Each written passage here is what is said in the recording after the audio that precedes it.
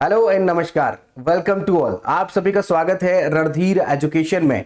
आज के इस लेक्चर में हम डिस्कस करेंगे 12 अगस्त से 18 अगस्त 2024 तक के सभी करंट अफेयर्स को। आप जानते हैं कि करंट अफेयर हमारा आईबीपीएस का कोई बैंकिंग का एग्जाम हो, चूंकि आप जानते हैं कि आईबीपीएस का मेंस का एग्जाम होने वाला है, एसएससी का एग्जाम हो, रेलवे का एग्जाम हो, यूपी पुलिस कांस्टेबल का हो, स्टेट पीसीएस आरओ ईआरओ का एग्जाम हो, बैंकिंग का कोई भी एग्जाम हो, सभी में करंट अफेयर अच्छा खासा पूछा जाता है। इसी करंट अफेयर को हमने एग्जाम ओरिएंटेड बनाकर क्विज फॉर्म में यहां पर आपके लिए प्रस्तुत करने की कोशिश की है। तो हम जानेंगे आज के लेक्चर में 12 अगस्त से लेकर 18 अगस्त 2024 तक के सभी महत्वपूर्ण प्रश्न। इस लेक्चर के लास्ट में जाकर के आपको टेलीग्राम पर हम इसका हिंदी और इंग्लिश दोनों में पीडीएफ प्रोवाइड करा देंगे। आप टेलीग्राम चैनल से उसे कलेक्ट कर सकते हैं फ्री ऑफ कॉस्ट। हिंदी और अंग्रेजी दोनों में ये रहेगा। चलिए शुरू करते हैं और हमारा पहला प्रश्न देखते हैं क्या है। किस भारतीय को 10 अगस्त 2024 को तिमोर लिस्ट के सर्वोच्च नागरिक सम्मान grand collar of the order से सम्मानित किया गया है? तो यहां पर आपको बताना है कि तिमोर लिस्ट का जो सबसे बड़ा सर्वोच्च सम्मान है, जैसे भारत का भारत रत्न है, उसी प्रकार तिमोर लिस्ट का grand collar of the order किसे दिया गया है? तो याद रखिएगा यहां पर हमें दिया गया है प्रेसिडेंट द्रौपदी मुर्मू को। ऑप्शन डी हमारा बिल्कुल राइट हो जाएगा। आपको याद रखना है कि ये हमें ऑनर जो दिया गया है ये हमारी राष्ट्रपति को द्रौपदी मुर्मू को दिया गया है। एक बार लोकेशन आपको दिखा देते हैं तिमोर लिस्ट कहां पर है। हमने यहां पर एशिया का मैप लिया है। यहां पर आप ये जो देख रहे हैं यही कंट्री हमारा जो कि एशिया में पड़ता है, आसियान कंट्रीज में शामिल है, यही तिमोर लिस्ट जिसकी कैपिटल दिल्ली है। याद रखेंगे दिल्ली नहीं है, दिल्ली है। और इसकी करेंसी जो है वो यूएसडी है, यूनाइटेड स्टेट डॉलर। याद रखिएगा एशिया का कंट्री है और आसियान में शामिल है। अब जानते हैं कि आसियान में 11 कंट्री शामिल हैं, उनमें एक तिमोर लिस्ट भी है। चलिए अगला क्वेश्चन देखते हैं। दूसरा क्वेश्चन हमारा क्या है? संयुक्त सैन्य अभ्यास मित्र शक्ति 2024 भारत और किस देश की सेना के बीच आयोजित किया जा रहा है? सवाल है भारत और किस देश की सेना के बीच। याद रखिएगा यहां पर ऑप्शन बी श्रीलंका। श्रीलंका की सेना और भारत की सेना के बीच अभ्यास मित्र शक्ति का प्रयोग किया जा रहा है। आयोजित जो हो रहा है आप याद रखिएगा भारत और श्रीलंका के बीच है। यहां पर हमने आपको पिक्चर दिखाने की कोशिश की है। अगर बता दें कौन सा आयोजन है, इस बार हमारा ये 10वां आयोजन है। ये आयोजन जो होगा 12 अगस्त से 25 अगस्त तक लगातार चलेगा, शुरू हो चुका है। और ये इवेंट जो होगा श्रीलंका में होगा, मदोरिया जगह पड़ती है श्रीलंका में, वहां होगा। मिलिट्री एक्सरसाइज रहेगा, थल सेना का है, भारतीय सेना की राजपूताना राइफल्स और श्रीलंका आर्मी की गजवा रेजिमेंट के सैनिक इसमें शामिल होंगे।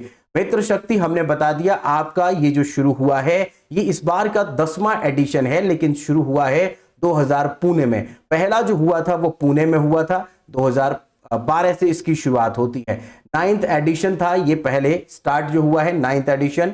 ओके, इसके बाद आप याद रखेंगे फिलहाल हमारा 10वां एडिशन है। ओके, आगे बढ़ते हैं। अब आपको श्रीलंका की लोकेशन दिखा देते हैं। यहां पर हमने एशिया का मैप लिया है। इसमें एशिया के मैप में छोटा सा जो आप कंट्री यहां पर देख रहे हैं, इंडिया के नीचे आंसू जैसा प्रदेश, यहां पर आंसू जैसा देश, इसका हमने यहां पर आपको पिक्चर दिखाया है। थोड़ा जूम करके दिखाते हैं और कैपिटल करेंसी भी इसकी आपको बता देते हैं। श्री जयवर्धनम कोटे इसकी कैपिटल है और करेंसी श्रीलंकन रुपया है। अगर आप मैप सिर्फ इनको पढ़ना चाहते हैं, हर एक कंट्री के बारे में डिटेल से जानना चाहते हैं कि क्या है, किस देश के बारे में खासियत, एग्जाम में क्या क्या पूछा जा सकता है, एनिमेशन की हेल्प से हमने सभी सब्जेक्ट्स को कवर किया है, जिसमें हमारा वर्ल्ड मैप भी है। तो डिस्क्रिप्शन में प्लेलिस्ट दे दिया गया है, आप चाहे तो वहां से चेक कर सकते हैं या चैनल पर जाकर के प्लेलिस्ट में वर्ल्ड मैप की सीरीज से जुड़ सकते हैं। वहां पर एक एक देश के बारे में मैप के थ्रू, एनिमेशन के थ्रू आपको बताया जाएगा।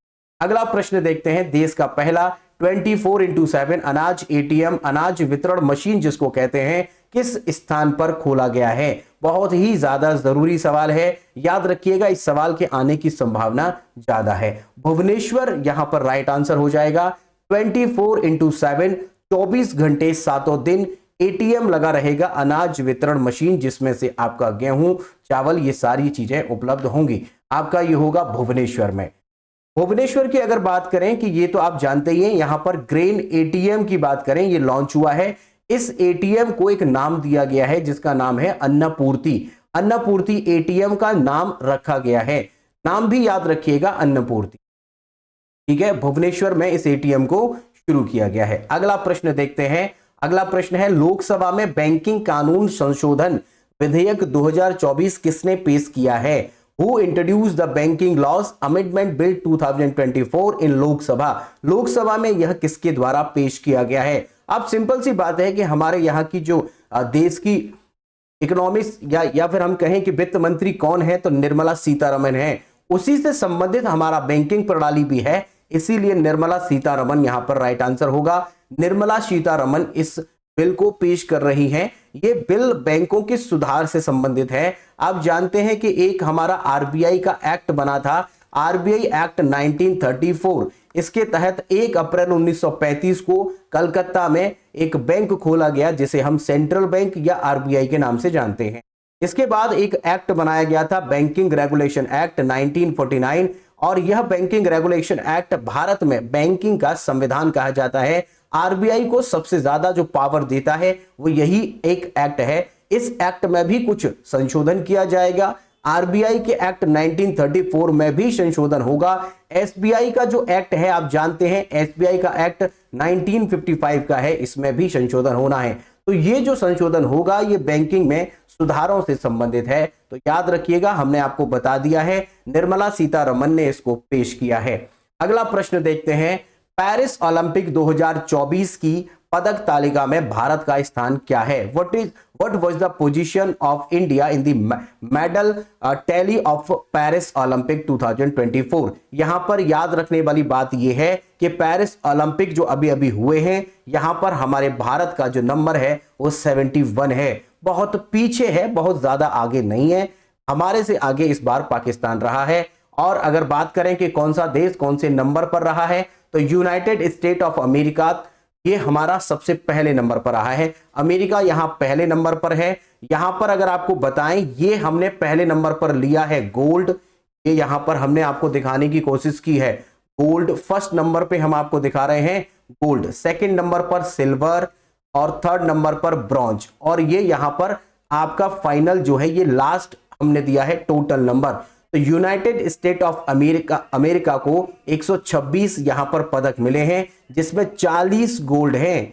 और आपका चाइना भी पीछे नहीं रहा है, चाइना ने भी 40 ही गोल्ड यहां पर प्राप्त किए हैं। चाइना सेकंड नंबर पर है पदक तालिका में, 27 सिल्वर मिले हैं, 24 इसमें ब्रॉन्ज मिले हैं, टोटल 91 इसको टोटल पदक मिले हैं। अगर बात करें जापान की, तो जापान तीसरे नंबर पर रहा है टोटल 45 के साथ। ऑस्ट्रेलिया यहां पर जो रहा है वो चौथे नंबर पर रहा है। याद रखिएगा, फ्रांस यहां पर पांचवें नंबर पर है, पांचवें नंबर पर फ्रांस है, 62 नंबर पर यहां पाकिस्तान है। पाकिस्तान में एक गोल्ड आया है। आप जानते हैं कि भाला फेंकने वाला जो व्यक्ति है उसने वहां पर गोल्ड प्राप्त किया है, और एक ही यहां पर मिला है और वो पाकिस्तान ने केवल एक प्राप्त किया है। याद रखिएगा 62, चूंकि यहां पर गोल्ड पदक तालिका में यहां नंबरिंग जो दी गई है वो सभी को मिलाकर, चूंकि गोल्ड का वेटेज ज्यादा होता है, इसलिए अगर आपके दिमाग में यहां आ रहा है कि टोटल तो 45 मिले हैं लेकिन फिर भी जापान थर्ड नंबर पर क्यों है और 53 के साथ में ऑस्ट्रेलिया चौथे नंबर पर क्यों है, रीजन क्या है कि गोल्ड का वेटेज ज्यादा होता है, इसीलिए इसको गोल्ड ज्यादा मिले हैं। तो जापान को ऊपर तालिका में रखा गया है, जबकि ऑस्ट्रेलिया 18 गोल्ड के साथ फोर्थ नंबर पर रहता है, जबकि इसके टोटल पदक ज्यादा हैं, फिर भी फोर्थ नंबर पर है। याद रखिएगा, इंडिया हमारा 71 रैंक प्राप्त की है, गोल्ड प्राप्त नहीं कर पाए, जबकि यहां पर एक आपको जो मिला वो सिल्वर मिला है, 5 आपके ब्रॉन्ज मिले हैं, टोटल नंबर है 6। याद रखिएगा, इस बार 6 मेडल प्राप्त किए हैं भारत ने। अगला प्रश्न देखते हैं। अगला प्रश्न है, निम्नलिखित में से किसे कैबिनेट सचिव के रूप में नियुक्त किया गया है? आप जानते हैं कि नागरिक सेवा में सबसे बड़ी जो जॉब होती है वह कैबिनेट सचिव की होती है, इससे बड़ी कोई जॉब नहीं है। कोई व्यक्ति अगर कम उम्र में आईएएस बन जाता है, उसके बाद वो डीएम बनता है, उसके बाद वो धीरे धीरे प्रमोशन होकर के फाइनल स्टेज होती है जिसे हम कैबिनेट सेक्रेटरी कहते हैं। इसके बाद कोई पोस्ट नहीं है, ये सबसे बड़ी पोस्ट होती है नागरिक सेवा में। तो याद रखिएगा यहां पर option number A TV Somnath. TV Somnath जो है अब हमारे कैबिनेट सचिव बना दिए गए हैं। अगर आपको बताएं कि कैबिनेट सचिव जो टीवी सोमनाथ बने हैं ये किस कैडर से आते हैं, तो याद रखिएगा 1987 में आईएएस में सिलेक्शन हुआ था इनका तमिलनाडु कैडर से। तमिलनाडु कैडर से ये आईएएस बनते हैं। और फिलहाल अगर बताएं कि इन्होंने किसका स्थान लिया है, तो याद रखिएगा राजीव गोव की जगह पर इन्होंने ये स्थान लिया है। हालांकि अभी ज्वाइनिंग जो इनकी होगी वो 30 अगस्त से शुरू होगी। ज्वाइनिंग डेट इनकी 30 अगस्त है, लेकिन अनाउंस कर दिया गया है कि अगले हमारे कैबिनेट सचिव टीवी सोमनाथन रहेंगे। याद रखिएगा इंपॉर्टेंट प्रश्न है। अगला प्रश्न है national institute of ranking framework के अनुसार 2024 समग्र श्रेणी में भारत का सर्वोच्च संस्थान कौन सा है। टोटल में आपको बताना है, टोटल कैटेगरी ओवरऑल कैटेगरी में आपको बताना है कि भारत का कौन सा इंस्टीट्यूट है जो सबसे पहले नंबर पर रहा है। याद रखिएगा यहां पर आईआईटी मद्रास चूंकि बहुत पहले से बहुत अच्छे काम करता रहा है। आईआईटी मद्रास के पहले भी आपने बहुत सारे कारनामे सुने होंगे, इसीलिए आईआईटी मद्रास को याद रखिएगा, बहुत ही जरूरी है। आईआईटी मद्रास जो कि ऑप्शन ए में हमें दिया गया है, आपको याद रखना है कि इसे national institute of ranking framework में 2024 की में पहला नंबर मिला है। अगला बात करते हैं कि भाई ओवरऑल के अलावा और कौन कौन से हैं जो सेकंड नंबर और थर्ड नंबर पर रहे हैं। पहला नंबर मद्रास का है, याद रखिएगा। दूसरा नंबर है इंडियन इंस्टीट्यूट ऑफ साइंस जो कि बेंगलोर का है, दूसरा नंबर। तीसरा है Indian institute of technology of Bombay, तीसरा नंबर है। टॉप यूनिवर्सिटीज की बात करें तो Indian institute of science Bangalore का यहां पर टॉप यूनिवर्सिटीज में पहले नंबर पर है। यहां पर ओवरऑल कैटेगरी में हमने जाना आईआईटी मद्रास है। सेकेंड नंबर पर यूनिवर्सिटीज में Jawaharlal Nehru university JNU new Delhi है, और तीसरे नंबर पर है जामिया इस्लामिया न्यू दिल्ली। आप अगर ये जानते हैं कि जामिया इस्लामिया की स्थापना कब और किस आंदोलन के दौरान की गई, तो बहुत से स्टूडेंट जानते हैं, तो प्लीज कमेंट करके हमें बताइएगा कि यहां पर किसके द्वारा या कब इसे शुरू किया जाता है और कहां पर, ये कमेंट करके आप हमें बताइए। अंतरराष्ट्रीय युवा दिवस किस साल, हर साल जो मनाया जाता है वो किस दिन मनाया जाता है, ये सवाल है। अंतरराष्ट्रीय युवा दिवस आप जानते हैं कि स्वामी विवेकानंद की जन्म दिवस के उपलक्ष्य में 12 अगस्त को हर साल अंतरराष्ट्रीय youth day, international youth day मनाया जाता है। याद रखिएगा इंपोर्टेंट है, कई बार रिपीट होता है। हालांकि इसके साथ साथ हाथी दिवस भी मनाया जाता है। यहां पर हाथी दिवस और इंटरनेशनल यूथ डे आप याद रखेंगे। इंटरनेशनल यूथ डे कब मनता है, 12 अगस्त में आपका नेशनल यूथ डे मनता है। और ये सब याद रखने वाली बातें होती हैं, आपको पॉइंट याद रखना है कि एक है इंटरनेशनल यूथ डे और एक है नेशनल यूथ डे। तो यहां पर हमने नेशनल यूथ डे की बात की है, यहां पर देखिएगा नेशनल यूथ डे। अंतरराष्ट्रीय यूथ डे की बात की है 12 अगस्त, ठीक है। 12 जनवरी में नेशनल यूथ डे मनाया जाता है, जो कि इसके दिवस पर मनाते हैं वो हमारा स्वामी विवेकानंद के जन्म दिवस के उपलक्ष्य में। आगे इसकी थीम देख लेते हैं, from click to progress youth digital pathway of sustainable development, इसका एक थीम है। थीम भी याद रखिएगा, ठीक है। अगर आपको कंफ्यूजन हो रहा है तो एक बार देखिए, 12 जनवरी को नेशनल यूथ डे और 12 अगस्त को जो हम मनाते हैं वो इंटरनेशनल यूथ डे मनाते हैं। इसी 12 अगस्त को एलिफेंट दिवस यानी विश्व हाथी दिवस भी मनाया जाता है। विश्व हाथी दिवस याद रखिएगा, विश्व हाथी दिवस।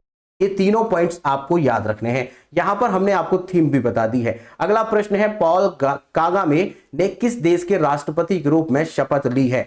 यहां पर क्वेश्चन नंबर 9 में याद रखेंगे रवांडा के राष्ट्रपति बनाए गए हैं। ऑप्शन बी यहां राइट होगा। Paul Kagame has been sworn of the as the president of which country, तो रवांडा, याद रखेंगे रवांडा। यहां पर हमने इनका पिक्चर लिया है। ये मध्य पूर्व अफ्रीका में स्थित एक देश है, इसकी कैपिटल किगाली है। कैपिटल रवांडा की याद रखिएगा, एग्जाम में पूछी जा सकती है। किगाली इसकी कैपिटल है। यहां पर इनका हमने पिक्चर आपको दिखाया है। अगला प्रश्न है 10वां, Indo America chamber of commerce द्वारा पहला IAC MSME centre of excellent किस राज्य में खोला गया है। यहां राज्य का नाम आपको बताना है, कौन से में खोला गया है, तो याद रखिएगा गुजरात में खोला गया है। गुजरात में ऑप्शन डी यहां पर सही हो जाएगा। यहां हमने एक पिक्चर आपको दिखाया है, energy ecology environment Indo American chambers of commerce. ये आपको याद रखना है, ध्यान रखना है। अगला यहां पर अगर बताएं किससे स्टैब्लिश कब किया गया है, 1967 में इसको स्टैब्लिश किया गया है। भारत और अमेरिका के आर्थिक जुड़ाव को बढ़ावा देने के लिए इसकी स्थापना की गई है 1968 में। अगला प्रश्न है, कौन सा राज्य पहली बार वैश्विक महिला कबड्डी लीग की मेजबानी करेगा? पहला वैश्विक महिला कबड्डी की जो लीग होने वाली है, इसका कौन सा राज्य है जो पहली का यहां पर मेजबानी करेगा? तो याद रखिएगा 11वें नंबर का आंसर हो जाएगा हरियाणा। हरियाणा जो राज्य है वो पहली वैश्विक महिला कबड्डी लीग इसका मेजबानी करेगा। अगर आपको यहां पर मैप में दिखाएं कि कहां पर ये लोकेशन आपकी कहां पड़ती है, यानी राज्य कहां पड़ता है, तो ये हमने यहां पर मैप लिया है। मैप में हमने ग्रीन किया है आपका हरियाणा को, आउट किया हरियाणा को। इसके बाद इसकी कैपिटल आप वो देखिएगा, चंडीगढ़ इसकी कैपिटल है, मुख्यमंत्री मनोहर लाल खट्टर हैं। आगे अगला प्रश्न 12वां प्रश्न देखते हैं। 12वां प्रश्न है, national hydro electric power corporation NHPC के अध्यक्ष और प्रबंध निदेशक के रूप में किसे नियुक्त किया गया है?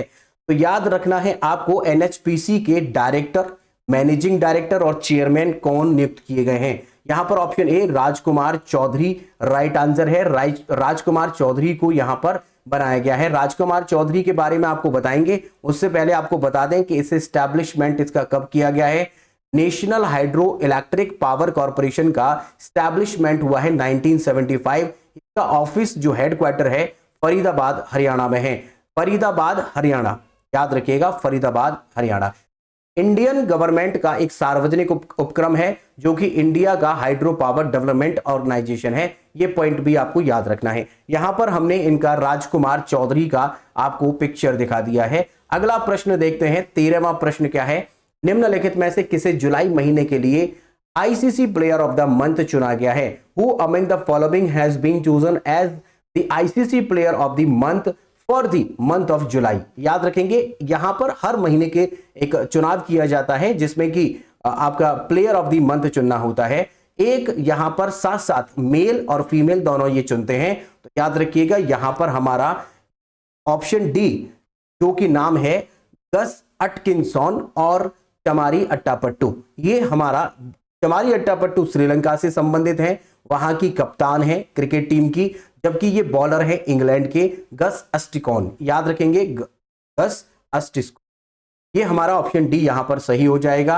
याद रखिएगा इनको जुलाई महीने के लिए यहां पर रखा गया। अगला प्रश्न है, निम्न में से कौन सा दिन 13 अगस्त को मनाया जाता है? 13 अगस्त को आपको दिन बताना है कौन सा मनाया जाता है।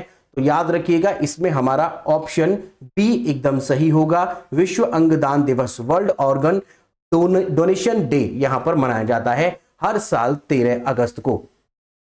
अगर बात करें कि इसका थीम क्या रखा गया है, तो 2024 का थीम है be the reason for someone's smile today.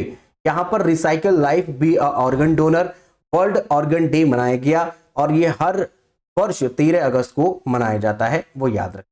अगला प्रश्न देखते हैं, केंद्रीय मंत्री डॉक्टर जितेंद्र सिंह ने किस मिशन के तहत अमृत ज्ञान कोश और संकाय विकास पोर्टल लॉन्च किया है? ये जो प्रश्न हम आपको बता रहे हैं ये हमारा मिशन चलाया जा रहा था और मिशन जो था जिसका नाम था मिशन कर्मयोगी। मिशन कर्मयोगी में संकाय विकास और अमृत ज्ञान कोश जो शुरू किया गया है, ये दरअसल लेक्चर्स के लिए जो टीचर्स हैं उनके विकास के लिए ऐसा पोर्टल लॉन्च किया गया है। पोर्टल को याद रखिएगा, मिशन है मिशन कर्मयोगी, मिशन कर्मयोगी। अगला प्रश्न है, भारत 15 अगस्त 2024 को कौन सा स्वतंत्रता दिवस मना रहा है? अभी जो मनाया गया है वो कौन से नंबर का है ये आपको बताना है। आप जानते हैं कि ये बनाया जा चुका है, मना है, तो आप याद रखिएगा मना है बताना है कौन से नंबर का मना है। तो यहां पर 78 नंबर का ये मनाया गया है, 78th। याद रखिएगा 78th यहां राइट आंसर है। इसके बाद अगर देख लें यहां पर थीम क्या रखा गया है, डेवलप्ड इंडिया 2047। आप जानते हैं कि भारत सरकार ने अपना एक टारगेट सेट किया है कि आने वाले 2047 तक हमें देश का विकास करना है, हमारा देश विकसित हो जाएगा 2047 तक का। तो वही डेवलप्ड इंडिया 2047 एट यहां पर थीम रखा गया है। 78th नंबर का हमने इस बार मनाया था। अगला प्रश्न है, किस राज्य ने नजारायण पक्षी अभ्यारण्य और काजूबेली पक्षी अभयारण्य को रामसर स्थल घोषित किया गया है? ये किस राज्य में है वो आपको बताना है। तो याद रखिएगा यहां पर हमारा क्वेश्चन नंबर 16 जो है ये राज्य हमारा कौन सा है, ये आप लोग कमेंट करके बता सकते हैं, क्योंकि हम पहले ही कुछ ही समय पहले इसको आपको पढ़ा चुके हैं। आप बता सकते हैं कि ये कहां पर रखा गया है, कौन सा है। तो याद रखिएगा यहां पर 3 साइट्स हैं जो कि एक साथ ली गई हैं। यहां पर आपने ऑप्शंस देख लिए हैं, अब आपको तीनों साइट्स हम आपको बता देते हैं कौन कौन सी हैं। तो 14 अगस्त को भारत की 3 साइट्स को रामसर साइट घोषित किया गया है, और वो कौन सी है? नरन नारायण बर्ड सेंचुरी तमिलनाडु में एक ये साइट है, और एक है काजूबेली बर्ड सेंचुरी, ये भी तमिलनाडु में है, और तवा रिजर्वियर ये यहां पर जो है ये मध्य प्रदेश का है। तो याद रखिएगा 3 साइट्स हैं, तीनों साइट्स अब आपकी बनाई हैं, और तीनों को बनाने के साथ साथ अब यहां पर टोटल साइट्स की संख्या 85 हो जाती है, यानी रामसर साइट्स हमारे भारत में फिलहाल 85 हो चुकी हैं, जिनमें 3 अभी जोड़ी गई हैं। उससे पहले आप जानते हैं 82 थी, लेकिन अब 85। अगला प्रश्न है, निम्नलिखित में से किसे भारतीय पुरुष क्रिकेट टीम के नए गेंदबाजी कोच के रूप में नियुक्त किया गया है? आप जानते हैं कि अभी अभी भारत क्रिकेट टीम के जो कप्तान बनाए गए, वो आपके कोच बनाए गए, वो गौतम गंभीर बनाए गए थे, लेकिन अब एक और कोच बना दिए गए हैं जो कि केवल बॉलिंग के स्पेशलिस्ट होंगे। यहां गेंदबाजी कोच इनको अलग से बनाया गया है। तो याद रखेंगे यहां पर 17 का बी एकदम सही आंसर है, मोर्ने मॉर्कल। मोर्ने मॉर्कल को गेंदबाजी कोच बनाया गया है। अगला प्रश्न देखते हैं 18वां, किस देश में दुनिया का सबसे पुराना कैलेंडर खोजा गया है? आपने अगर पहले कभी एक सभ्यता का नाम सुना होगा जिसे ग्वाटेमाला की सभ्यता कहा जाता था, उसका भी कैलेंडर बहुत फेमस हुआ था, लेकिन यहां पर प्रश्न जो पूछा जा रहा है, किस देश में दुनिया का सबसे पुराना कैलेंडर खोजा गया है? ये कैलेंडर जो खोजा गया है, याद रखेंगे ऑप्शन बी तुर्की में खोजा गया है। तुर्की। कुछ और बातें आपको बता दें तुर्की के बारे में कि तुर्की में ये खोजा गया है। बात क्या है, कहां पर खोजा गया है? तुर्की में एक जगह पड़ती है गोबेकली टेपे, ये जगह पड़ती है जहां पर इसे खोजा गया है, और यह कैलेंडर जो है वो 13,000 वर्ष पहले का है। 13,000 वर्ष पहले का है, याद रखिएगा। ठीक है, आगे बात करते हैं। अगला प्रश्न देखते हैं क्या है। छात्राओं को सैनिटरी नैपकिन खरीदने के लिए नकद देने वाला भारत का पहला राज्य कौन सा बना है? नैपकिन जो होता है उसे गिफ्ट देने का या फिर उसको खरीदने के लिए पैसे देने वाला पहला राज्य बना है। ये दरअसल अवेयरनेस के लिए राज्य सरकार द्वारा किया गया है। ऑप्शंस हैं उत्तर प्रदेश, केरला, मध्य प्रदेश और बिहार। याद रखेंगे यहां पर हमारा राइट आंसर हो जाएगा मध्य प्रदेश। मध्य प्रदेश में ऐसा किया गया है। तो कुछ बातें आप एमपी की याद रखिएगा, इन्होंने क्या क्या किया है। वो क्या क्या है कि जैसे इन्होंने ये किया है कि कक्षा 7 से लेकर क्लास 7 से लेकर 12 तक की जो क्लासेस रहेंगी, इन सभी छात्राओं को नैपकिन देने के लिए पैसे दिए जाएंगे, और वो पैसे जो मिलेंगे वो 300 रुपए पर ईयर के हिसाब से मिलेंगे। हालांकि सरकार ने इसके लिए फंड जो जुटाया है वो 57.18 करोड़ रुपए इसके लिए आवंटन किए हैं। 300 रुपए पर ईयर के हिसाब से नैपकिन खरीदने के लिए मिलेगा। याद रखेंगे 7th क्लास से 12th क्लास तक के लिए ऐसा। अगला प्रश्न देखते हैं। राष्ट्रपति द्रौपदी मुर्मू ने 78वें स्वतंत्रता दिवस पर सशस्त्र बलों और केंद्रीय सशस्त्र पुलिस बलों के कर्मियों के लिए कितने वीरता पुरस्कारों को मंजूरी दी है? मंजूरी बतानी है, टोटल कितने हैं जिनको ये मंजूरी मिली है? तो टोटल याद रखेंगे 103, 103 ऐसे हैं जिन्हें ऐसा प्राप्त होगा। अब 103 में आपको अगर बता दें कि 103 में क्या क्या है, तो 4 तो कीर्ति चक्र बांटे जाएंगे, 4 हमारे कीर्ति चक्र बांटे जाएंगे, 4 कीर्ति चक्र 4 बटेंगे। इसके अलावा अगर बताएं तो 18 आपके शौर्य चक्र बटेंगे, शौर्य चक्र 18 बटेंगे। 63 सेना के लिए बटेंगे, 11 नौसेना के लिए बटेंगे और 6 वायुसेना के लिए बटेंगे। बाकी अदर्स के लिए हैं, वायुसेना के लिए 6 हैं। सबसे ज्यादा अगर देखें तो सेना के लिए हैं जो कि 63 है। अगला प्रश्न देखते हैं। अगला प्रश्न क्या है? किस देश की प्रधानमंत्री श्रेया थाइवसिन को नैतिक उल्लंघन के आरोप में प्रधानमंत्री पद से हटा दिया गया है? तो याद रखना है प्रधानमंत्री पद से इनको हटाया गया है। श्रेया थाइवसिन जो है इनको हटा दिया गया है। याद रखेंगे, इन्हें थाईलैंड की प्रधानमंत्री पद से इनको हटाया गया है, थाईलैंड से। अगर आपको यहां पर दिखा दें थाईलैंड कहां पर है, तो ये हमने एशिया का मैप आपको दिखाने की कोशिश की है। यहां पर एशिया में अगर आपको ये दिखा दें तो ये हमारा थाईलैंड है। अगर थाईलैंड में बात करें इसकी कैपिटल और करेंसी की, तो कैपिटल इसकी बैंकॉक है। बहुत ही ज्यादा लोग घूमने जाते हैं बैंकॉक में, और थाई बहुत यहाँ की करेंसी है, याद रखिएगा, थाई बहुत। अगला प्रश्न है हमारा, निम्नलिखित में से कौन सा संगठन 15 अगस्त को अपना स्थापना दिवस मनाता है? स्थापना दिवस 15 अगस्त को कौन मनाता है? द्वितीय पंचवर्षीय योजना के दौरान इसकी स्थापना की जाती है 15 अगस्त 1969 में। दूसरी पंचवर्षीय योजना उस समय पर चल रही थी, उस समय पर इसको शुरू किया जाता है second 5 year plan. Second 5 year plan आप जानते हैं, यहां पर हमने आपको जो बताया 1969 में है कि सेकंड 5 ईयर प्लान नहीं है, माफी चाहेंगे। आप जानते हैं, चूंकि हम आपको कई बार पढ़ा चुके हैं, 1969 में इसे शुरू किया जाता है। कौन सी पंचवर्षीय योजना चल रही थी, एक बार कमेंट करके आप बता दीजिए।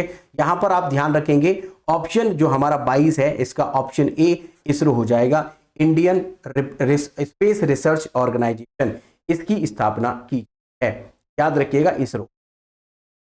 इसके अगर एस्टैब्लिशमेंट की बात करें तो हेडक्वार्टर इसका बेंगलोर में है। एस्टैब्लिशमेंट 15 अगस्त 1969 को। करंट हेड इसके एस सोमनाथ हैं, एस सोमनाथ इसके करंट अध्यक्ष। अगर आपका कोई प्रश्न है, कोई डाउट है, कुछ पूछना चाहते हैं, तो यू आर मोस्ट वेलकम, आप कमेंट करिए, हम आपको जवाब दे देंगे। और जो हमने आपसे पूछा है उसका जवाब जरूर दीजिएगा कमेंट में। इसके अलावा आप अगर चैनल पर पहली बार आए हैं या अभी तक चैनल आपने सब्सक्राइब नहीं किया है, सब्सक्राइब करिएगा, बेल आइकन को जरूर प्रेस करिएगा, अपने फ्रेंड्स के साथ में शेयर कर दीजिएगा। अगर आपको लगता है, आपको अच्छा लगा है, तो शेयर जरूर करिएगा, व्हाट्सएप और टेलीग्राम पर इसको शेयर करिए। आगे अगर भाई इसके अलावा आप हमसे जुड़ना चाहते हैं टेलीग्राम पर, फेसबुक पर और इंस्टाग्राम पर, टेलीग्राम पर जुड़ने का फायदा होगा कि इसी लेक्चर का जो पीडीएफ आपको प्रोवाइड कराएंगे वो हम टेलीग्राम पर आपको प्रोवाइड करा देंगे। हिंदी और अंग्रेजी दोनों में वो पीडीएफ रहेगा। जैसा आपने देखा, ये पीडीएफ आपको यहीं से को मिल जाएगा। ठीक है, इसके अलावा फेसबुक और इंस्टाग्राम पर आप हमें सर्च कर सकते हैं। मैन्युअली भी आप कहीं भी सर्च करेंगे, @रणधीर एजुकेशन लगा करके सर्च करिएगा, हर जगह आपको उपलब्ध मिले। लेक्चर के लास्ट तक बने रहने के लिए आप सभी का बहुत बहुत धन्यवाद। मिलते हैं नेक्स्ट लेक्चर में। थैंक यू सो मच, शुक्रिया।